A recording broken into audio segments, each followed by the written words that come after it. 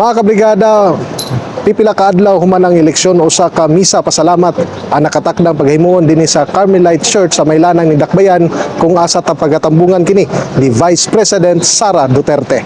Adlaw nga Sabado, dang gihimo ang mong misa sa Carmelite Church sa Lanang ni Dakbayan kung asa atol sa homily ni Davao Archbishop Romulo Valles aduna kini panawagan sa mga bagong napili nga mga opisyal.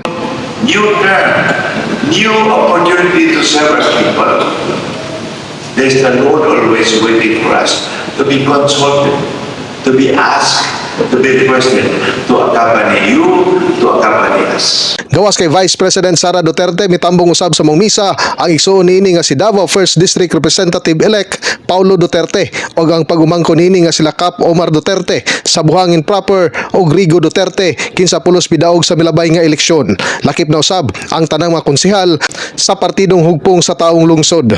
Din pinaagi kay VP Sara adunay gipaabot si kanhi Pangulong Rodrigo Duterte kinsa naa karon sa dahig sa ICC nga nakadetain sa kadaugan sa mga kandidato sa iyang partido. Said tagam sila. So,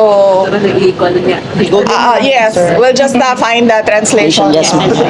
Samtang atol sa pagiginabi sa mga miyembro sa media, gibutyag ni VP Sara nga sa tuig 2026 pa kini makadesisyon kung mo kandidato ba kini pagkapangulo sa tuig 2028. In the heart of changing lives, ako si Brigada Julius Pacot alang sa 93.1 Brigada News FM Davao, Ta Music and News Authority.